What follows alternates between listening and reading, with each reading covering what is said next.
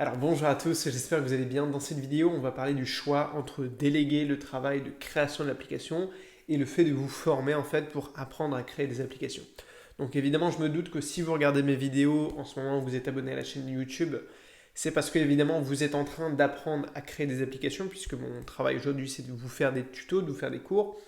Mais je sais qu'il y a beaucoup de gens qui arrivent aussi sur la chaîne, qui sont intéressés, qui ont des projets d'application et qui sont dans cette hésitation entre le fait de déléguer à un freelance, à un développeur, à une agence également pour ceux qui ont plus de revenus ou ont plus de moyens, et à ceux qui vont hésiter du coup à se former, et c'est évidemment ceux-là que j'accompagne en fait le plus.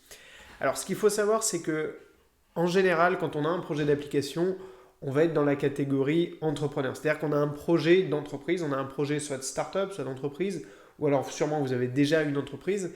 Et du coup, la question c'est, ok, je veux avoir une application pour aller chercher des clients, pour créer mon produit, pour créer mon réseau social, peu importe le projet que vous avez. L'important c'est que ça soit une application mobile. Et du coup, moi j'ai souvent, enfin je peux classer facilement toutes les personnes que je vais avoir en face de moi et je peux leur dire s'ils devraient en tout cas apprendre eux-mêmes à créer des applications ou à le déléguer. Évidemment, je n'ai rien contre le fait de déléguer des applications, même si j'enseigne justement aux gens de se former eux-mêmes, puisque de toute façon, le fait de déléguer, c'est quelque chose qui est très bon dans une entreprise. Vous devez évidemment gagner du temps en tant qu'entrepreneur, donc je ne vais pas conseiller à tout le monde de créer soi-même ses applications, on est bien d'accord.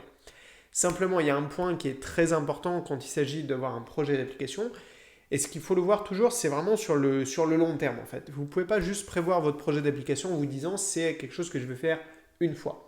Par exemple, l'erreur qu'on fait souvent quand on va aller voir un freelance, par exemple, quand on va aller voir un développeur, c'est qu'on va lui dire je veux que tu me crées cette application.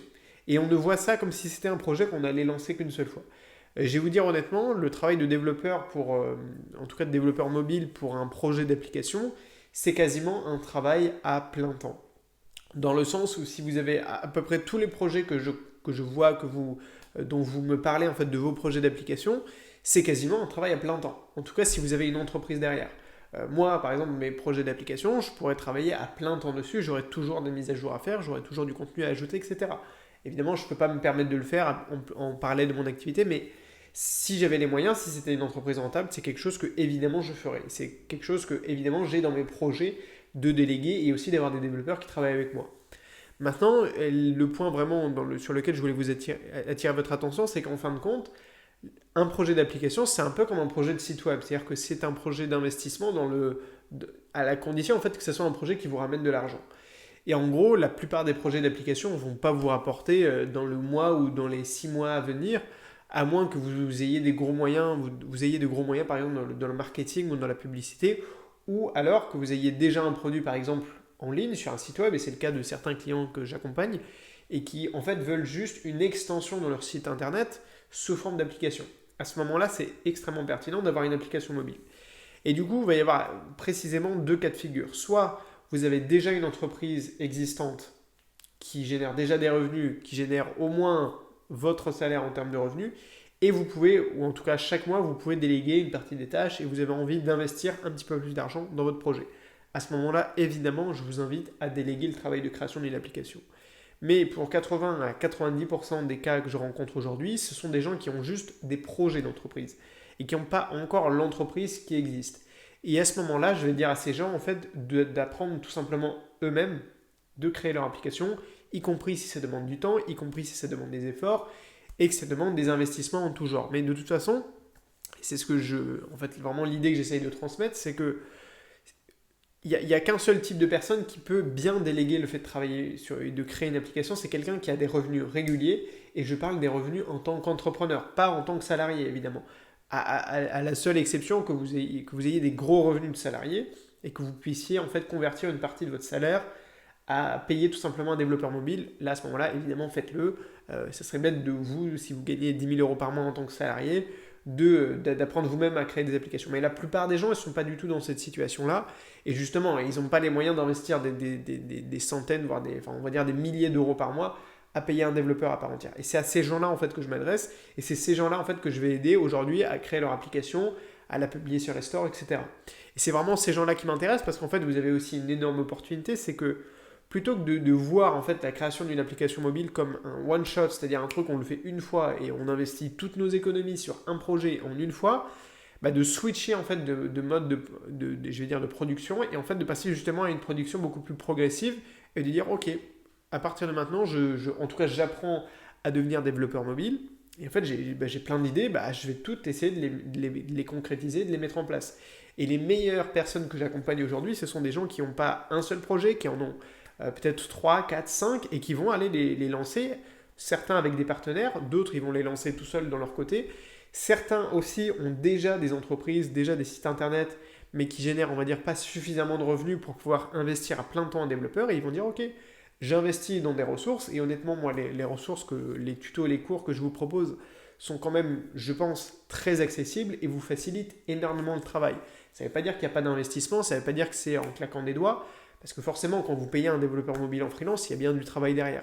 Mais n'oubliez pas non plus que ce qui est long, en fait, aussi, c'est ce temps-là que j'essaye de raccourcir, c'est le temps d'apprentissage, en fait. Et c'est pour ça que ce temps d'apprentissage-là, et là, je vous ai mis à jour récemment, enfin hier, je vous ai envoyé le mail, j'ai mis à jour le cours Ionic.js, et j'ai ajouté plus de 12 vidéos. Donc ces 12 vidéos, vous allez tout avoir de détaillé étape par étape et 100% du contenu des tutos qui sont tournés en vidéo.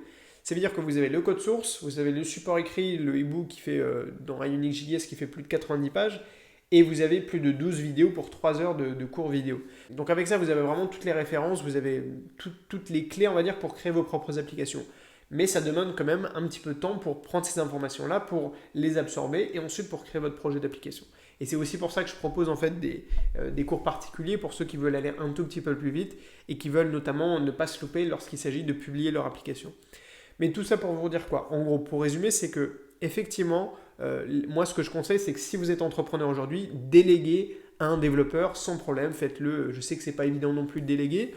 C'est toujours un peu risqué. Quand on ne connaît pas le milieu du développement, c'est compliqué parce qu'on ne sait pas à qui déléguer, à qui faire confiance. Donc j'ai conscience aussi que justement, c'est pas évident non plus. Mais si, et je vais donner un chiffre un peu comme ça, un peu arbitraire, mais si vous n'avez pas 10 000 euros de revenus aujourd'hui, ne déléguez pas. Moi, c'est le conseil que je vous donne, mais c'est surtout le conseil que je me donne à moi-même. C'est-à-dire que si je n'ai pas les moyens de payer un développeur tous les mois de manière régulière, je ne le fais pas. Je continue à créer moi-même mes applications, même si aujourd'hui mon travail c'est d'être formateur en développement mobile, en création d'applications mobiles, je ne déléguerai pas ce travail-là parce que c'est hyper important et surtout, et là on va parler plus en fait en termes de start-up, de stratégie en fait, de business, vous devez, enfin évidemment, et vous le savez, hein, c'est juste que des fois on se ment un peu, on se ment en fait à soi-même. Il y a des gens encore aujourd'hui qui me contactent en disant j'ai une idée qui est géniale et je ne veux pas louper le coche, l'opportunité. Moi je vais vous dire, j'ai une vision très différente des applications mobiles parce qu'en fait la plupart des gens ils ont plein d'idées mais ils les mettent jamais en application. C'est pour ça que même moi j'ai pas peur de partager mes idées de projet parce que je sais qu'il n'y a personne qui va passer autant à l'action de moi pour concrétiser en fait ces projets d'application. Et c'est ça le vrai secret, c'est ça la vraie opportunité aujourd'hui dans le monde du développement mobile, mais en fait des startups. C'est que la plupart des startups, même qui ont des moyens, certaines ne font même pas d'application. Moi, c'est ce que je disais l'autre jour avec un de mes clients. Le site, par exemple, Open Classroom, ils ont mis des années à créer une application pour pouvoir consulter leur contenu. Et encore, cette application-là, elle est hyper réduite en fonctionnalité. Alors, ça a peut-être évolué depuis, j'y suis pas retourné, mais c'est des gens qui font des cours pour apprendre à créer des applications et eux-mêmes n'ont pas d'application mobile. Donc il y a des trucs, des fois c'est délirant et on se dit mais ces gens-là en fait n'ont pas forcément à cœur l'intérêt de leurs clients et la facilité d'utilisation de leurs clients. Et moi c'est ça que en fait j'essaye de faire tout simplement à mon échelle et de transmettre en fait à tous les gens qui ont la motivation, qui ont la détermination aussi parce qu'il faut être motivé et il faut en vouloir, il faut être prêt à travailler, ça il n'y a pas de secret. Et je peux vous garantir que là il y a une énorme opportunité, je le vois tous les jours avec des gens que je rencontre qui ont créé en fait leur application et je suis hyper fier d'eux. Et voilà, du coup, c'était ça un peu le message que je voulais vous transmettre aujourd'hui. Donc, si vous n'avez pas vraiment des revenus, on va dire, réguliers, je vous donne un chiffre qui est arbitraire, mais ne voyez pas, en fait, le fait de créer une application comme un stock, en fait, comme quelque chose que vous allez dépenser en une seule fois. Non, le développement mobile, c'est comme un flux, c'est quelque chose qui va vous coûter, en fait, tous les mois.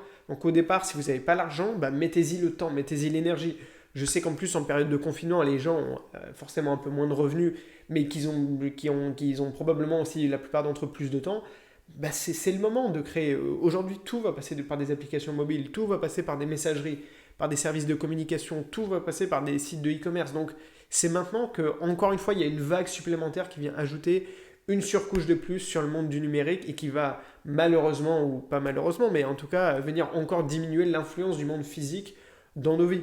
Alors, ne vous y trompez pas aussi, hein, le jour où il y aura une panne de Internet qui va durer des mois, ça sera toutes les startups Internet qui vont être mises en difficulté. Mais bref, juste retenez que voyez le choix de sous-traiter ou d'apprendre vous-même, c'est avant tout un choix de revenus. Et pas de revenus juste, c'est pas parce que vous avez 10 000 euros de côté que vous devriez investir forcément ces 10 000 euros dans le développement dans le fait de sous-traiter à un développeur mobile. Parce que c'est quelque chose qui, de toute façon, une application, vous devez la mettre à jour.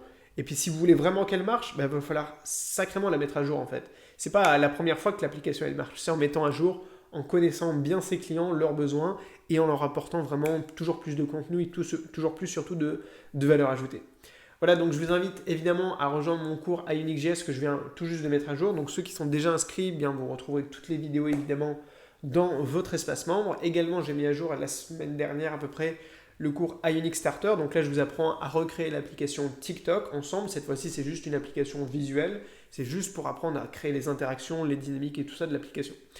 Voilà, n'hésitez pas à mettre un like à la vidéo. Si vous avez des commentaires, des questions à me poser, vous pouvez me les mettre directement dans les commentaires juste en dessous de la vidéo. Moi, je vous dis à très vite sur la chaîne YouTube et sur le blog. Et surtout, n'oubliez pas de rêver très grand. Allez, salut!